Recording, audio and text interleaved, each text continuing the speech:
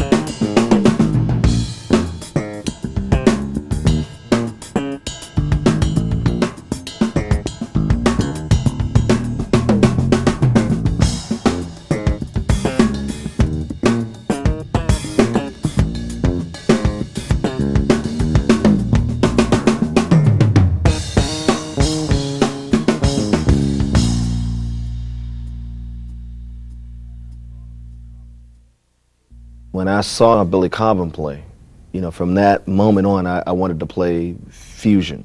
Mm-hmm. You know, I mean, here's a guy who played a right-handed setup and played a left-hand ride cymbal, or had his ride cymbal on the left-hand side. When I saw that, it was just something new for me. You know, I'd never seen anybody up until that moment, or until that time. I never saw anybody do that. Right. So a new challenge. It was a new challenge, you know. So I jumped on it right away, you know. So everything I learned how to do with my right, I had to go back and learn how to do with my left. Uh-huh. But then later, you know, I learned that, you know, people look at that like it's showing off, so to speak. So I just dropped doing a lot of things with my left side, or try to play everything I would do my right, try to play it on my left. I just stuck to my right.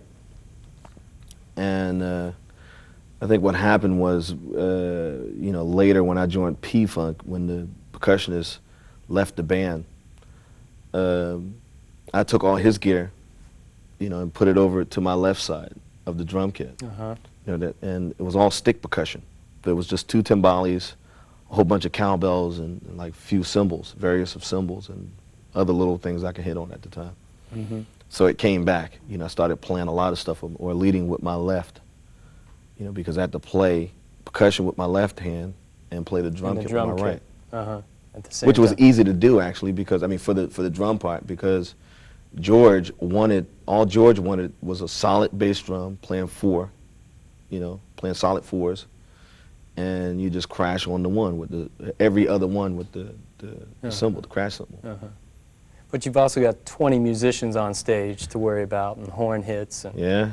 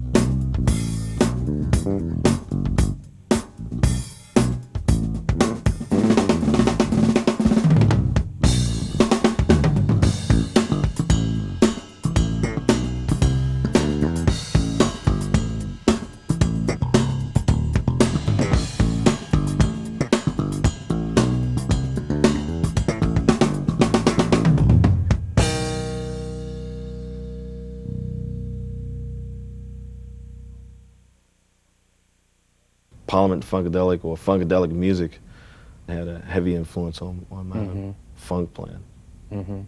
I think that's actually when I learned how to play with a rhythm section. You know, I mean, because up until that time, you know, like with the fusion music, you know, I mean, it's about playing with each other there, but you know, you really, I mean, you know, you're playing a lot and you're not really listening. I mean, you're listening, but you're really not listening to what's going on around you. Right. At least when, you know, some of the musicians I grew up playing with, playing fusion music at that time, that's what that was about. But when I joined P-Funk, or Parliament Funkadelic, you know, it was 20 guys, and it had to sound like 20 people on the bandstand. So how old were you when you joined the band? 18 or 19 years old. I think it was like 18 years old. And that was your first major touring act? Yeah, it's funny. You know, here I am in, you know, just out of high school, playing in jazz clubs, you know, playing a lot of jazz music and a lot of fusion music. Next thing I know, I get a call or I get a plane ticket to come down to Atlanta, Georgia, you know, to start rehearsing with the band. So, and you know, the next night after that, I'm at Madison Square Gardens. You know, it was pretty wild. I remember, like, you know, the lights would go up, and I look out and there are all these people. I've never seen that many people in my life, you know. And look down, I have like all these goosebumps, and you couldn't hear, you know, because the people were like cheering. You couldn't hear when you count off. So I would count off, and everybody, the band is like, what? You know, what's going on? You know? So I had to like yell, you know, like real loud to count off the tunes. You know, playing with P-Funk was a great experience for me. How long did it take before you really felt comfortable in that band? 2 months. I felt comfortable in, you know, like being with the band, but I never felt comfortable playing the music until like actually like 3 years. About 3 years after I joined the band. You know, all the way up until that time, I mean, I'd spent a long time playing a lot of jazz fusion music, you know, and I mean, you know, like funk, so to speak, but, you know, P-Funk or Parliament Funkadelic is a whole different type of funk thing. You know, all your life you know, you listen to a band that you know, you really idolize for, you know, like in your earlier years, and all of a sudden here you are playing with them. I never dreamed that I would be playing with those guys. So this period of 9 years had a heavy influence on what you've done since then, in terms of the groove and the foundation and the pocket. Can you talk a little bit about how that developed and some of the George Clinton ideas? Yeah, well, one thing I had to learn was like how to play in the pocket, and I didn't know what that meant because no one explained that to me, especially in that organization, until later. You know, I finally broke down and was like, man, what are you guys talking about? You know, like, what is pocket?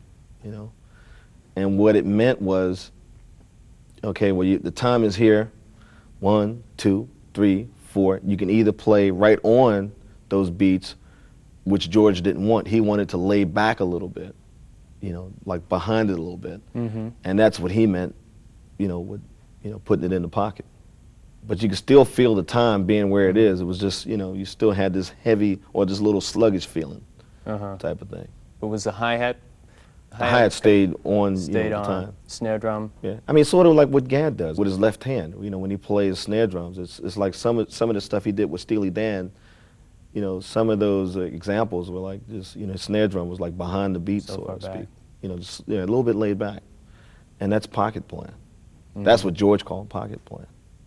So that would carry on into the record dates you're doing today, whether it's sequence music or not. It all still applies. It still applies, but I don't get a chance to do those type of things anymore because, you know, usually, you know, guys want you to, you know, I work with a lot of guys who work with these sequences, and they want it to be exactly right on the beat, you know, and, you know, as soon as you try to lay it back a little bit, you know, they think, you know, like the time is like a little weird. Right. And all you're trying to do is just, you know, like trying to create a comfortable vibe on the track. You know. Human feeling. Yeah. But the only time I really get a chance to exercise those type of things is like when I'm playing live with the rhythm section.